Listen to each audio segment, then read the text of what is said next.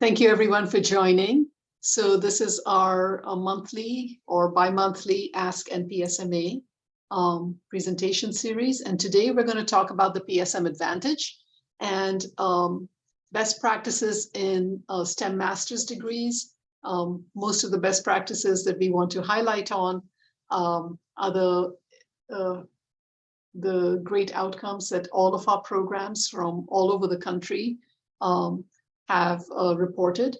And so to that end, we are going to ask some of our past and current board members to talk a little bit about a future vision looking forward into this NPSMA organization and the PSM programs. But before we get started, here are some, I'm trying to advance my slides, sorry. Here's some information that we normally share at this time. We will be having our annual conference November 1st to the 4th in Tampa. More information will be forthcoming, or reach out to Derek and he'll be happy to share. This was our past conference that we just had a few months ago in San Diego, and the theme was reflecting on the past 25 years and looking forward. Today's conversation will be more forward-looking, but we will be reflecting on some of our data from the past. And we encourage all of our stakeholders to keep current with our PSM information and also send us your most current information. Feel free to contribute to the innovator. Please reach out to us if you do have ideas for articles, and we will direct you to the right people. When I say us, I really mean Derek. So if you reach out to Derek at manager, Derek, could you please tell us your email? Because I'm going to get it wrong. manager@npsma.org. And you'll put it in chat. And Sure. He'll be happy to direct your interest to the right bulletin that we have. This is our other feature, the PSM Alumni and Graduation Chronicle. We feature all of our students. Again, if you want to contribute to this particular edition that will come out in the fall. It's not too early to reach out to Dagmar. Her email is on this slide. If you are not part of any committee and would like to get involved with us, please reach out to Derek again, and we can tell you where we have some committees and some of the places where we would love help. And you know, even if a committee is full and you're interested in a specific area where you would like to contribute your strengths, we would definitely welcome your interest. Here are some membership benefits. I'll let you read the slide. We are also trying to be quite active on social media. So I'm going to move to the next slide. One of our PSM program directors from, I think, University of Illinois is helping Derek with being a little more active in our social media presence, as we recognize the value of that. So reach out to us and we'll connect you with her if you want to help with that as well. All right, so today's objective is to look at the PSM Advantage and consider best practices in STEM's master's degree. And we are going to talk a little bit about workforce development, because there is a big initiative by the federal government to have innovative curricula which will result in workforce development and creating a workforce for tomorrow and for the needs of tomorrow. So what we have done is we have had several discussions with past and current board members about what the future of PSM looks like. And they've come up with some excellent ideas. Some of these ideas have been in the works for 4 or 5 years, is my understanding from current board members and past presidents.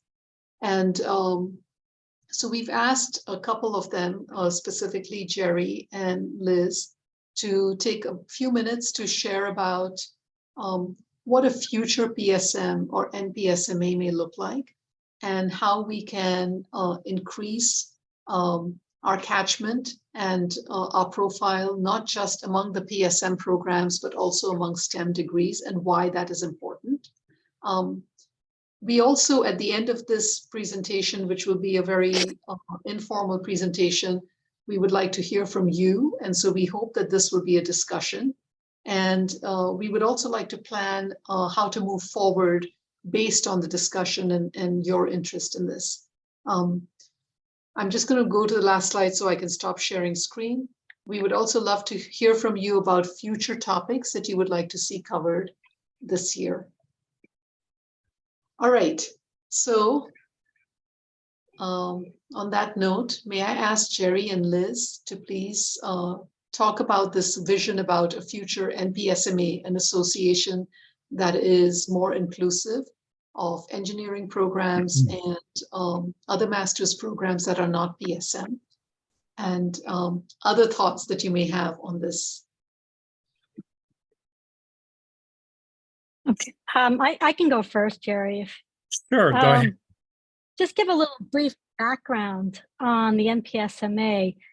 When it was first founded, we actually only included science professional master's degrees. We hadn't even thought about engineering, including engineering at that time. And it's thanks to Devora Silver that we recognize that, of course, STEM includes engineering and math and science and so on. And there was some debate over the years whether we should be sort of accrediting or approving these particular types of degrees. And as the years went on, we realized there are a lot of degrees out there that imitate what we consider a professional science master's degree that follows best practices. And the fact that they chose not to join the NPSMA sort of kept our membership rather small. And I think it's time that we become the go-to organization for all professional STEM degrees, engineering, science, and math, that they can learn from us, that will be a repository for information. And if they so choose to become members of the NPSMA, that would be fabulous. But we need to broaden our membership. And I think that's one way of doing it. I mean, that's the trend that I've seen over the years. Now, Jerry, your thoughts? Sure, thank you, Liz. And Derek, can I share a few slides too to amplify some of Liz's points? I'll go ahead and try that. Yeah, you should be able to. Great. Can we see that?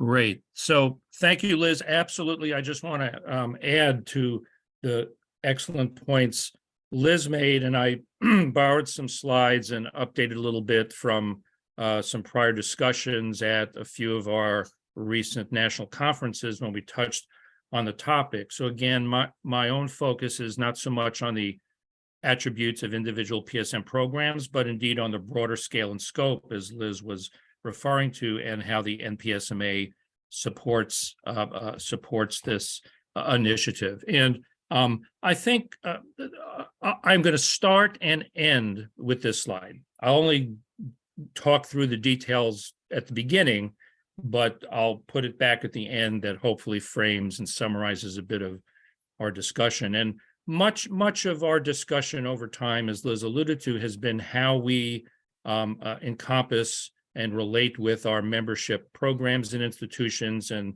what kind of resource agency we are, and the balance of affiliation, if not accreditation. And I wanted to offer a few definitions, and we'll see how it fits in the history. So I want to distinguish between membership, affiliation, and accreditation, and what it means operationally for our organization. So we can think of membership as the state or status of being a member. Pretty simple. As NPSMA is a membership organization, we have programs and institutions that join, and our focus today, by the title of the session, is on our being a resource agency to help guide members to enhance the value of their programs and share and raise the bar for best practices. If we're a membership organization and not at one extreme here, an accreditation organization, that presumes that programs assume responsibility for their own evaluation through their internal, institutional, and external accreditation processes, that it's not the mission of NPSMA to do so. A virtue of this is relatively low cost and operational impact on our organization and a relatively simplified program membership process. If we go to the middle of the road, which we can call, and we use the term affiliation, we can talk about that as being the relationship of members to our organization that are affiliated with, you know, in a closer, more circumscribed way. We still are a resource agency, but this would presume the NPSMA, as we do now or might in the future, provide some at least nominal level of program evaluation, not just provision of resources to raise everybody's operational level. This would impose a moderate cost and impact on our resources and operations. And as we all know, we simplified the process and lowered the costs, but it still is something of an administrative and financial burden.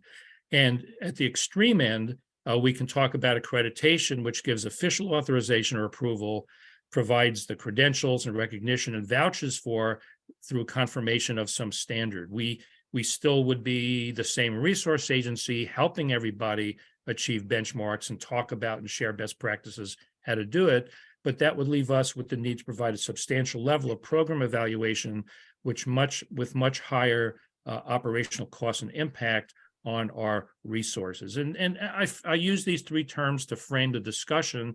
And as Liz correctly notes, throughout the history of the organization over, in very round terms, over a quarter century, we have varied between these three levels. And without going through the detail, we've discussed this before, and I'll show you where to go to get the history if you're interested. There were two parallel tracks that converged, whereby the PSM initiative began, of course, with CGS and the Sloan Foundation. CGS then sought to formalize the procedures and policies a bit more in partnership with the Sloan Foundation, delegated this to the Keck Graduate Institute that became the PSM National Office. But then during this time, the bottom thread is when the NPSMA was formed by a core group, and they're here with us today, and they can tell you more than I could about the history. But again, partnering with CGS and Sloan formed the NPSMA. By the 2012, actually, when I first became affiliated with the organization, I already know then there was debate and discussion about the relationship of the Keck as a commission. It came to be called, as you see, by 2018, became the Commission on Affiliation of PSM Programs. So again, wasn't just a resource agency, it was very concerned with some qualification of membership. But then the lower right-hand corner, as some of us know, in 2019, the commission very, very acutely decided to bow out of this function. Those operations were transferred to the NPSMA, and after quite a bit of work, credit to the leadership at that time, Tim Bourne is here, can speak to that as well, of the NPSMA. We reorganized ourselves, simplified membership, simplified affiliation, but still kept that function folded in with our resource agency providing best practices to the NPSMA. This summarizes a lot of history, and I won't go through the details here. I just want to represent to you that this is where you can go. If you're going to read one thing, I would strongly recommend the still available Council of Graduate Schools 2011 publication, over 200 pages of history, current practice, and future opportunities about PSMs and the NPSMA. Talking about us we want to be a resource agency. You can read here about the value of PSM programs. You can read about the attributes of PSM graduates. You can read about advice, best practices to institutions and programs of all sorts about how to plan, build, and sustain their program. So it's a little over a decade old now. Maybe they'd be interested in an update. We could talk to them about that. But this for me has been a real go-to resource. And central to this is a lot of what we hope to discuss today. Just jumping ahead, a last few points. There have been other reports of interest too. Many of us know a later report in 2017 of the Council of Graduate Students more broadly based, not just PSMs or masters, but focused on professional development, shaping effective programs for STEM graduates. Professional development as an attribute of graduate programs resonates with all of us as PSMers. Importantly, in this report, while not focused on PSMs for sure, we were all pleased to see that they referenced PhD and research master's programs as moving now in the direction that we had championed and developing innovative reforms best exemplified by PSM programs. And indeed, quoting out of the 2011 report I cited in the last slide, they were certainly already commenting that other programs, including doctoral programs, were beginning to benefit from the attributes of PSMs. However, even at the time, the report still had a narrow focus. As Liz mentioned earlier, there were lots of things that at the time it was felt PSMs were not, or programs that were not affiliated with the NPSMA. Those that were otherwise accredited, interestingly at the bottom, those that were explicitly training educators, and the word academia barely appeared in a lot of the early PSM documents, and which focused on industry and the private sector. And I, for one, would take some issue with that. The NASM report, I know Linda has joined us. Linda, in fact, if you read those reports, Linda was at the table for a lot of these studies and reports that came out, and she'll comment more in a minute. But the NASM report, Graduate STEM Education for the 21st Century. Here are their focused core elements of master's degree programs: interdisciplinary knowledge, professional competencies, foundational transferable skills. They didn't shy away from research. We do have that discussion about how central research per se is or is not to a PSM. They didn't shy away from it here. These are all attributes that I think certainly ring with PSM programs and are part of the best practices we can share. I want to end my comments by framing our possible future as an organization by giving two examples of other organizations. One, I've mentioned before, is the American Association of Medical Colleges, a professional affinity group, they call it, the GREAT Group, the group on graduate research, education, and training. As it says at the bottom, this is an organization under AAMC, guidance that provides professional development to and fosters exchange of information among faculty and administrative leaders of PhD, MD, PhD, and postdoctoral programs, not masters. There's our space. But it is a professional organization, not an affiliation or accreditation for sure organization. And again, I won't read this. We'll make the slides available to everybody. But if you read through, they have a contemporaneous history with us, and they are a professional guidance and support organization that does not concern itself with accreditation. They leave that to the institutions and state and federal agencies. That's one bookend. The other bookend is quite the opposite. I think some of us are familiar with ABET, which on the right you see began almost a century ago as the Engineers Council for Professional Development became explicitly an accreditation organization, mainly focused on engineering, but moving into allied areas like bioengineering. And if you look on the right, this is a shot from their website on the right, you see natural science beginning to appear on their website and in their literature. So my point is, we're not the only one thinking about these matters. And while they're still focused on engineering, we don't want to lose our chance. So I'll leave us with the thought that going forward, as we think about how, as an organization of professionals, we can best support programs and their constituent faculty, students, and staff as they engage with their own internal institutional resources, the external community, the resources that students come from, and the places students go, and the employers that we so carefully cultivate relationships with. So my bottom line for me personally would be to recommend that NPSMA is and needs to be even a bigger tent and a home for diverse master STEM programs beyond those which I think Sloan and CGS perhaps imagined at the beginning. And part of the support for that, I won't go through this again, but again, leaves with the thought from an organizational standpoint, if we think about how we want to engage with and draw in member organizations, institutions, and programs, we'll need to think very hard about where we want to place ourselves across this continuum. So I think I'll leave us with those thoughts. and I'll look forward to further discussion. Thanks for the opportunity. Thank you so much, Jerry. I really appreciate the fact that we have recorded this, because this will be very helpful for those who have missed it, but also for those of us who want to build on the ideas that you and Liz have already shared. I'm going to ask Deborah next to share some of her thoughts, and then we will end with Linda, after which we will open this to a discussion. So if you have questions about any of these things that were shared, ideas and thoughts, please write them down, because you will have an opportunity to ask those questions. I think Jerry and Liz made a great case. Basically, what we are noticing is that there is a missing part in the marketplace, right? There is nowhere that folks who run STEM masters programs, whether it's it's the graduate director of the department, or it's a separate graduate director, or someone that was hired, there's no one that they can go to share best practices, right? They're not going to CGS. They're not coming to NPSMA because we're for just our PSM programs. ABET has a little bit. That's the ASEE, that's the Society for Engineering Education. They do a little, but they're lost with everyone else, right?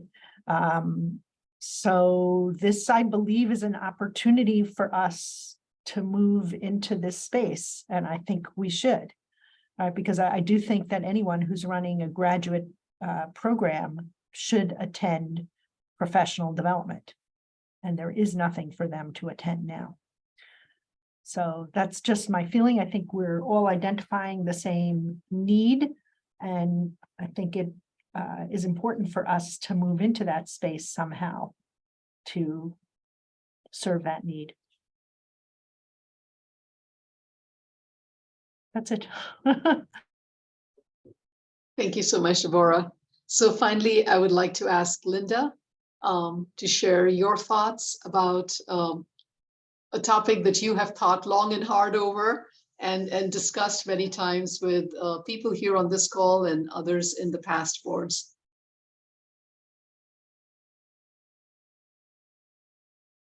You're muted.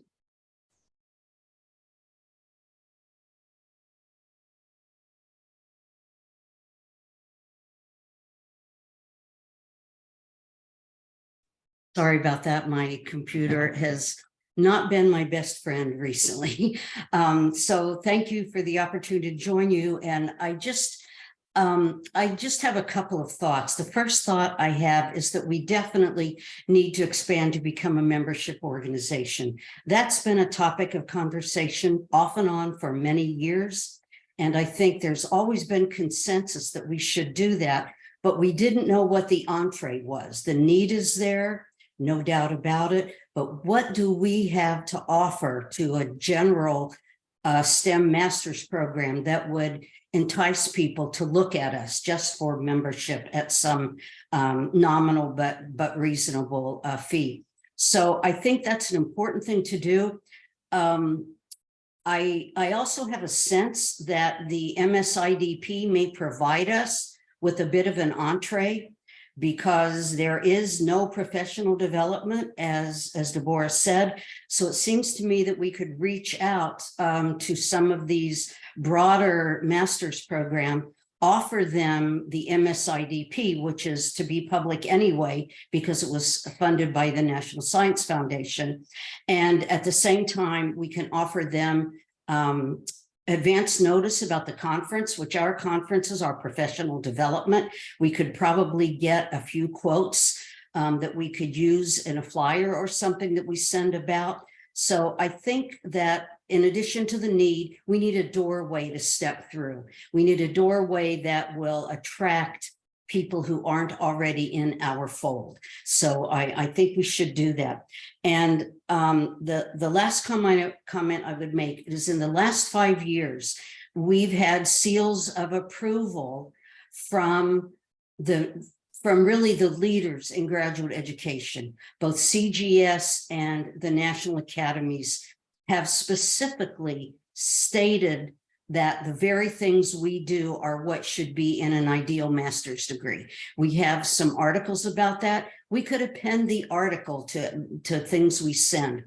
One of the ways for us to start, I think, would be for those of us in the organization to identify some colleagues we know are active in other universities and put together, you know, an attractive package that would make the sale pitch that we have things to offer.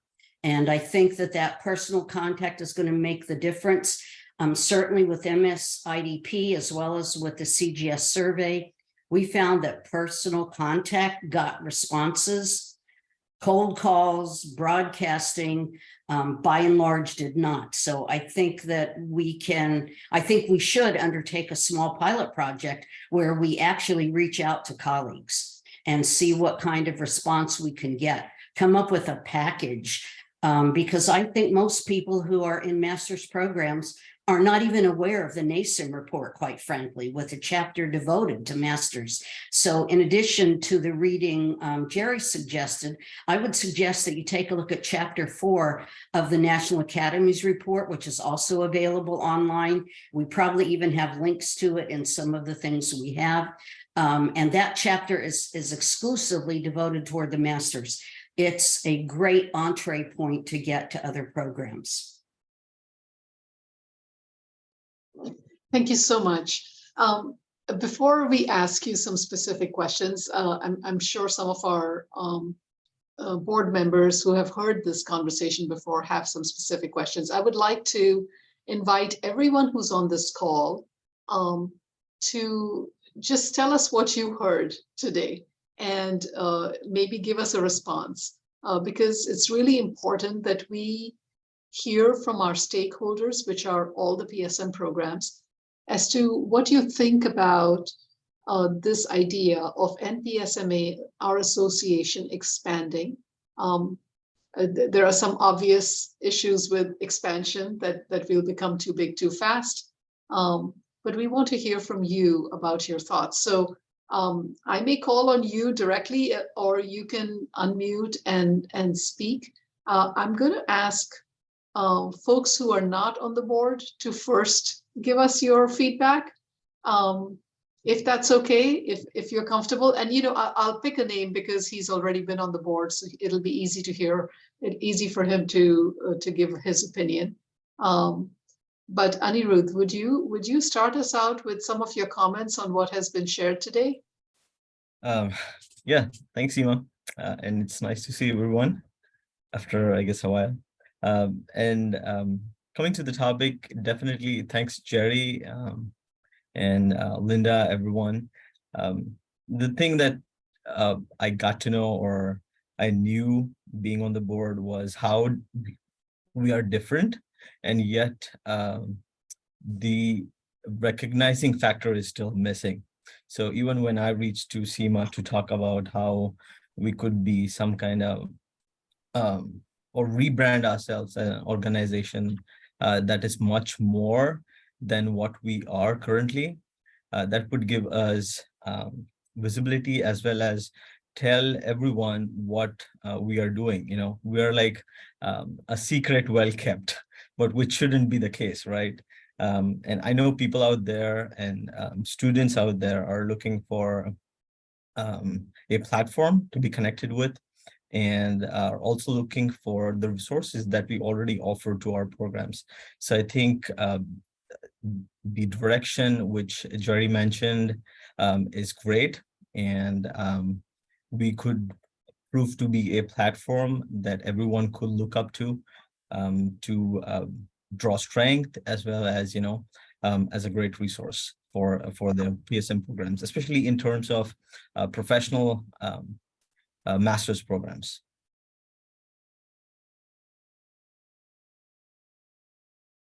Thank you, Anirudh.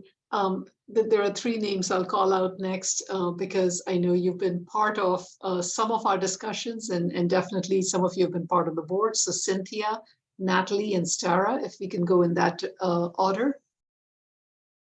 Sure. Hi, everybody. It's nice to see everyone. Yeah, I remember having this discussion with Liz and others on the board several years ago when I was a board member about, the whole engineering community, and they had already started incorporating, professional classes into their degrees. We see that here at Northeastern, and I think it makes perfect sense to expand.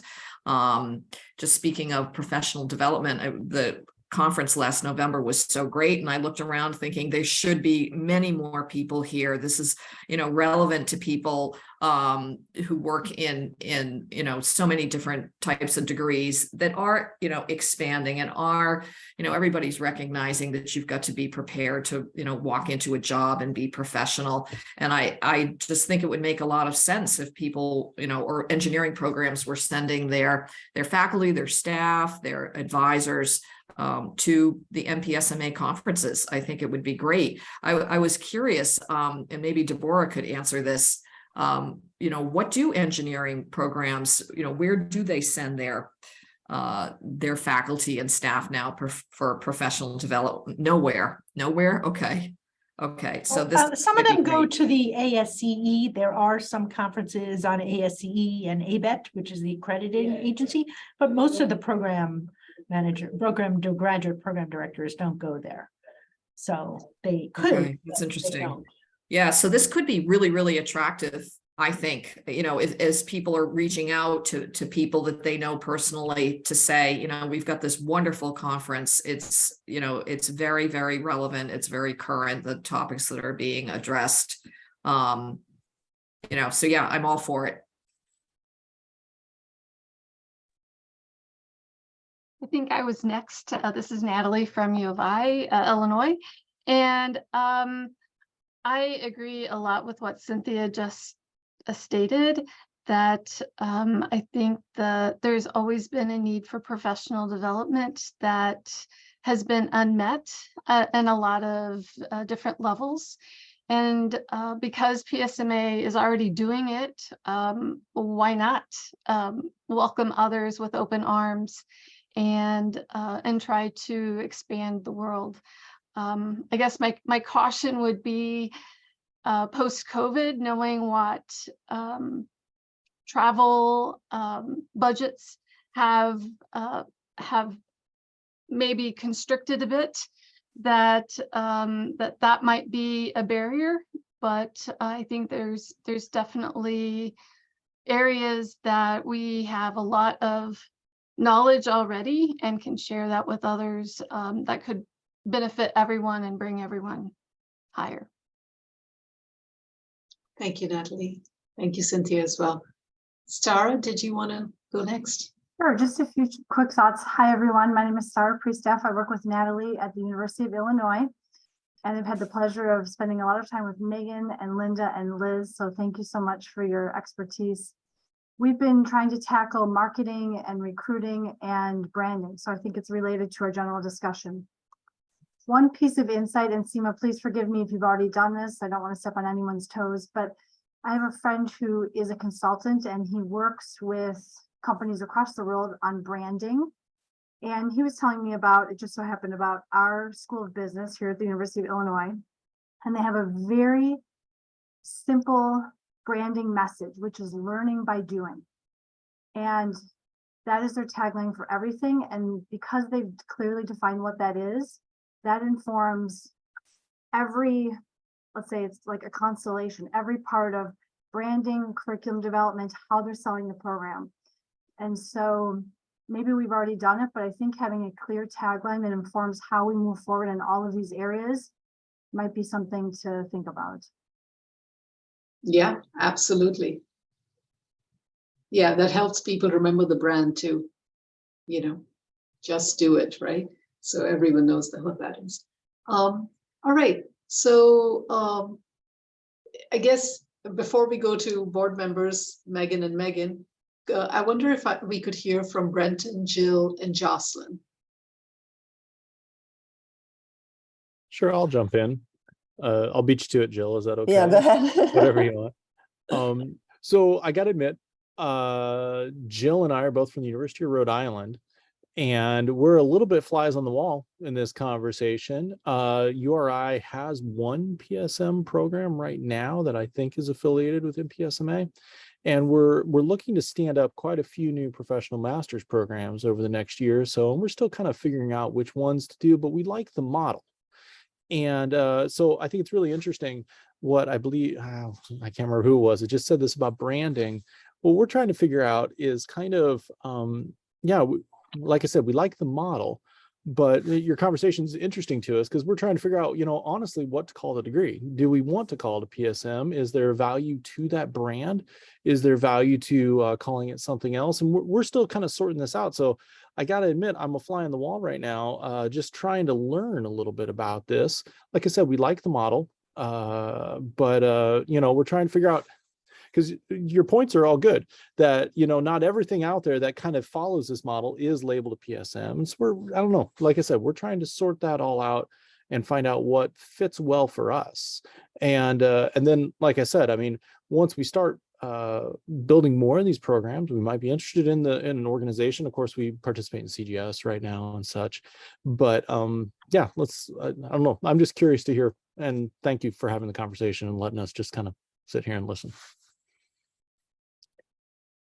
Yeah, I mean, I would agree with what Brenton has just said. So we do have our MS in supply chain management analytics that I guess we say we're associated with the organization. Part of what the challenge is for us, at least at this stage, and everything that I'm hearing you all talk about, we seem very much aligned in terms of what our goals and our mission is. And so I like that. For us, it's really, is it an actual MPS degree? Is it an MS and you're a member of the organization? So it's not really clear to us. And then what is the value in that? I see the value, that connection, that networking for those students. And if there is a group that's kind of, I keep saying like a stamp of approval, because I don't really know what is it that we would be getting by joining. So it's an area that we're trying to better understand. I think this is definitely an area a path we're going down, particularly because we see that value and we believe that, we have a few programs. We're thinking about the engineering and a few other ones, but I guess for us, it's really understanding how we fit in. Is that an application process? What would we actually be doing? Yeah, I think each of us will have a slightly different answer, but just to briefly answer so that we can talk more about this as the discussion continues. That is the very point of us changing our membership. What we have noticed is our students have stellar outcomes. Everyone who comes through the program, regardless of the universities that are represented here. So 2 from Philadelphia, myself and Jerry, Temple University and Jefferson. You see UIC out there. Can people just call out your universities, because I'm going to get them all wrong? UIC, but we don't have any professional programs. No PSM programs as of yet. So I'm hoping. But what are the other universities that are here in this conversation? University of Utah, we have 5 PSMs. Grand Valley State University, we have 5. Northeastern, we have 2. NC State, 11 to 12. I don't know who's currently affiliated up to date. University of Connecticut, 5, I think, growing to 7 this year. And if I may make a comment to Brenton and Jill, one of the things that I think we should be promoting more, particularly if we're going to try to reach out to the greater world, is that the sort of the professional science master's model has tremendous flexibility. So at the University of Connecticut, our programs are called Masters of Science in blank. And we brand those then with the PSM logo because we're affiliated. So that allows us to do the logo. But there are programs that have one professional science master's degree that then covers a number of disciplines. That's the model at Rutgers. I believe that's also the model at Middle Tennessee State University. And then we have some that are called professional science masters. So I think one of the things that we should be able to talk to people about is the fact that we have a variety of models. And when we welcome people to come in, they should know that they don't have to change the name of their program to professional science masters if they choose not to. At the University of Connecticut, we chose not to because it was an enormous amount of work to create a whole new degree, but it was very easy to keep existing degrees and have them branded as a professional science master's degree. So I think one of the things about the PSM initiative, at least as it's implemented currently, it has tremendous flexibility, and we ought to be promoting that. And I don't think we should be even suggesting that people should move to one model alone.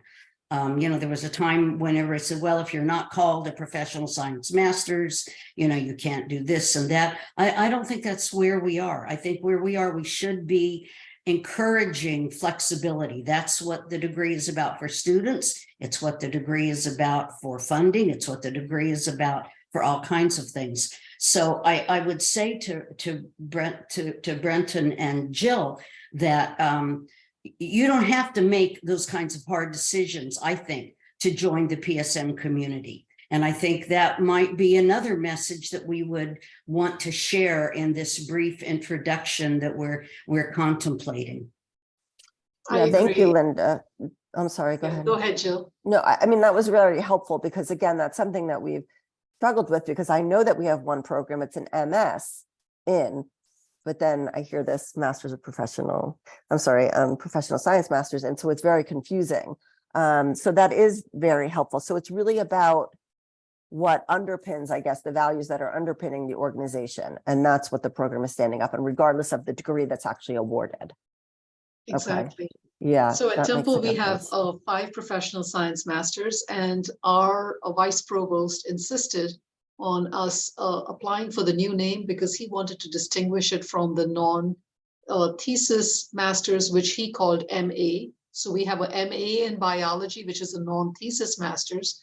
And then we have an MS in biology, which is a thesis-based masters. And then we have a PSM in biotechnology, which is a non-thesis professionally based program. So bioinformatics, biotechnology, bioinnovation, scientific writing, all of those programs are PSM programs because the university internally wanted to distinguish between an MA, an MS, and a PSM. They were being very stringent.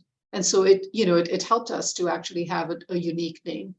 And I think an MA would have watered it down, and Temple had insisted that any non-thesis masters would be MA. But one thing I wanted to say also was that we are providing so much value because this professional development that we insist everyone incorporates in the past, and we've insisted because that's part of our affiliation, has transformed the trajectory of the students and therefore the program. And if that is the case, then we really need to invite CGS to look at us differently and say, we are providing the best practices in the space, in the master's space, where our students are not looking and our program directors are not begging each other for where do you get jobs. That just becomes part of the students' experience. But we hear program directors in our own universities and other universities who have master's programs and PhD programs asking, how do the students make connections in industry? How are they going to get jobs? And we're like, well, we have this whole template. And because we have this template, we are now considering expanding our borders to include that big tent of other programs that actually need this help. So when you ask for value, any program that does not incorporate into the curriculum this innovative idea of professional development, does not make it. Well, in terms of student outcomes, getting jobs in industry. So while we're providing the service, and we have this association that is, got a wealth of knowledge, there is reason for us to say, let's expand our borders. I think we also have to be very careful. We don't want to preach, right? Because then we're not going to get other STEM master's program coming to the conference, right? So we should just say it as, here's practices for masters. There is no community of master's program directors in STEM. We're going to start it. We started with the PSM, but now we're going to open it up to everyone. And everyone can present, and we have to let it naturally be that PSMs are probably a better approach because everyone now has to do IDP, and IDP has what are the career outcomes in there, right? So we need to, if we do expand, we just have to make sure we're expanding to just everyone. And we set up committees and everything else. So PSM could get diluted a little, but our goal is to keep, on message. But we have to be careful because otherwise none of the other program directors are going to become to just be preached PSM is better, right? I think they will come about how to construct an IDP, right? So I think that'll be a good thing, or, how to do professional development. And then eventually when you start doing professional development and everything else, you may want to do some sort of affiliation with PSM so that your students know that you verified. Yeah, I mean, I think for us too, the interest would really be, like, we could just create a program, but it's about ensuring that we're delivering something that's going to meet those needs to that professional population. Yeah, that's right. Jocelyn, I We want got to a give you problem go ahead. Sorry, Brenton. That's good. I was gonna say we got a problem where it's almost too easy to create programs, and we need to create programs that work. So that's what we're kind of better and that are impactful. So I just wanted to say I appreciate what you said about your administration. So I'm the dean of the grad school at URI, and my summer project is to complete like a taxonomy on all of our programs, because it's sorting out all the different degrees and all the different requirements. I actually sympathize with your administrators. I know that sounded like it was rigid, but man, it's a mess. We got to figure this all out. Yeah, I'll just echo and support my colleagues and Brenton and Jill. We have, I'm the dean, I'm a fellow dean too, Brenton, so I face the same challenges. And we have, among our various programs, we have 6 that are PSM, with the logo on their website. When the students put on their cap and gown, their diploma says Master of Science in something. The degree is a Master of Science. Attributes of the program include everything that NPSMA and the PSM programs stand for. And, if you read the CGS report, the NASM report, Academy of Sciences, and this is PhD programs too, as you know from your institutions, we have all moved in the same direction.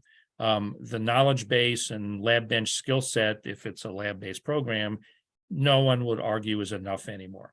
And to provide that value education and training that Jill and Brenton you're talking about, I can't imagine there's any self-respecting graduate program, master's in STEM anywhere that has on its website or it's in brochures, yes, you'll learn a lot, expand your knowledge and lots of technical skills, but we're not so concerned with your professional development, your communication skills, your career planning outside of academia or inside of academia, and so on and so on.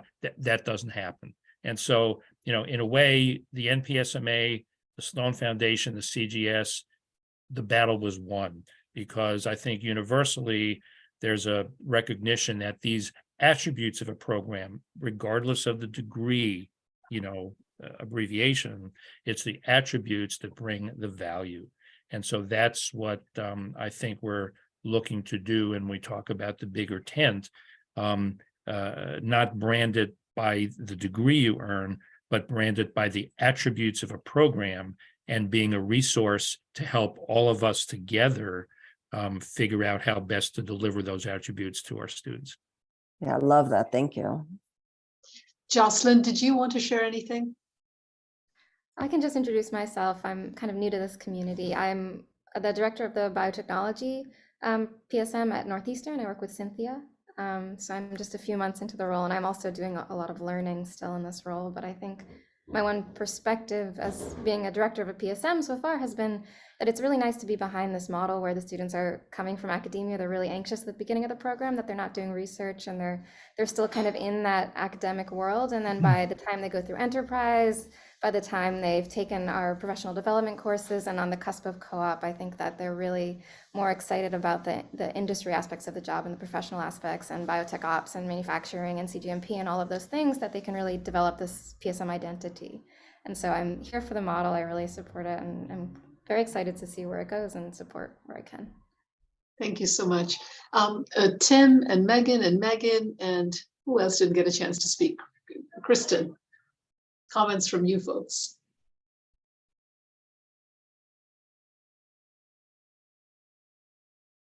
In any order. So I don't want to be repetitive, but I agree with a lot of things that were said earlier. At NC State, I mean, the program that I work for, we were one of the first programs founded in 2003, and there was a lot of momentum and enthusiasm on campus, and I think that has waned over the years. And so I think it was to Anirudh's point of there's just not a lot of recognition, and it's often, you know, my students ask me like, what is my diploma going to look like? What is my degree? I don't understand, you know, what is the PSM?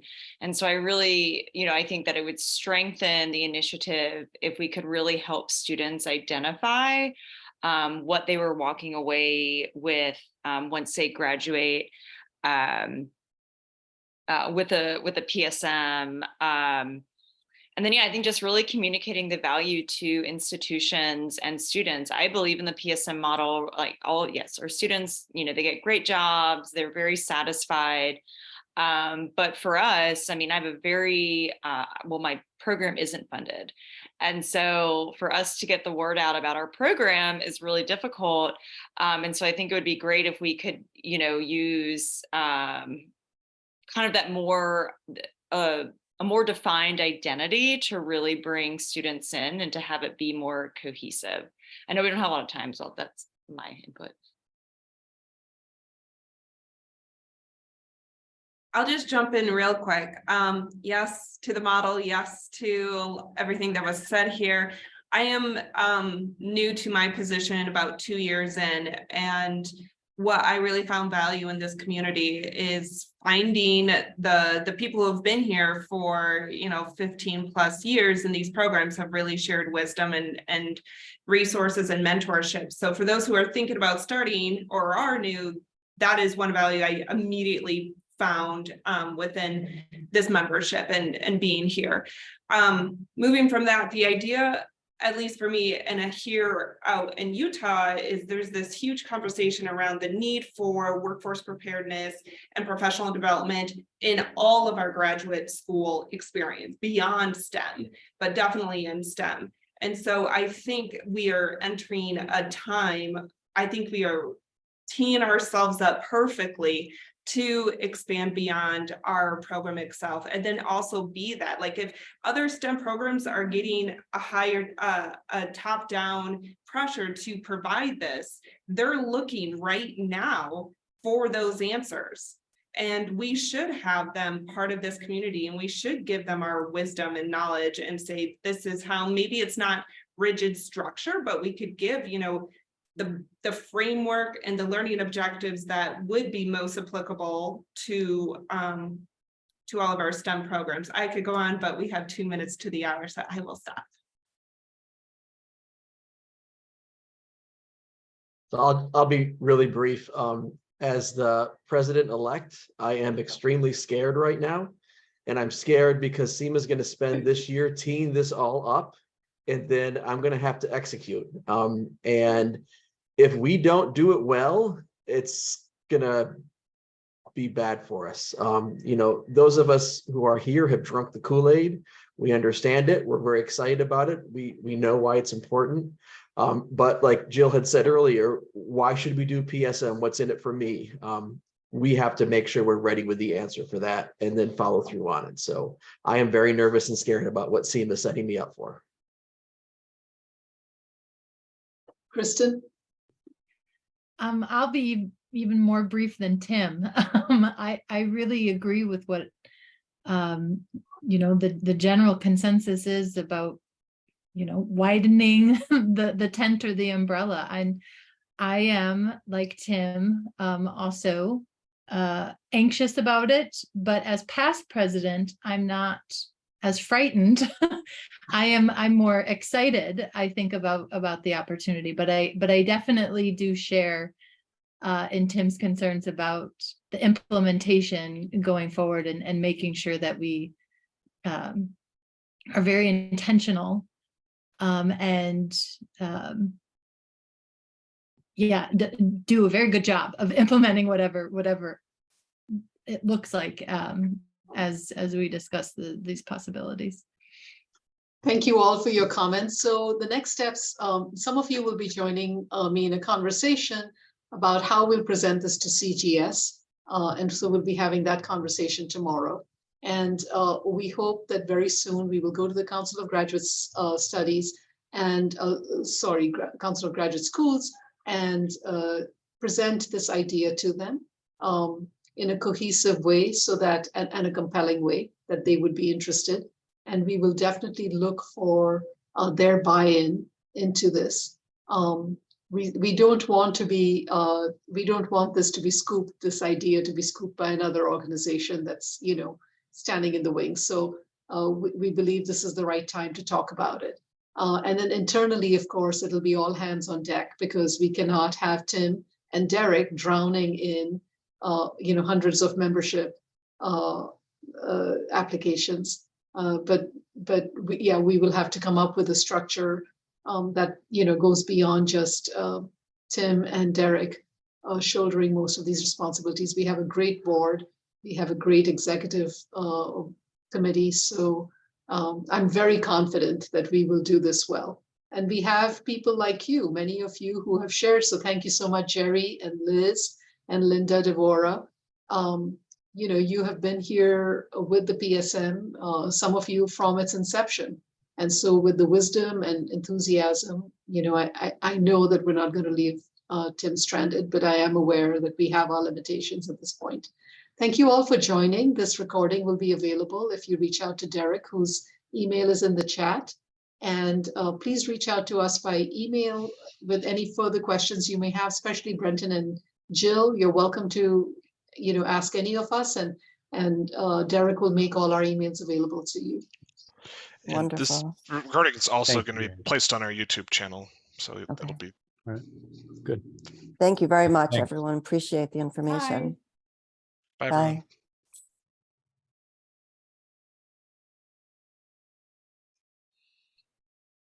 Thank you so much, all. Yeah, thanks, guys. Bye.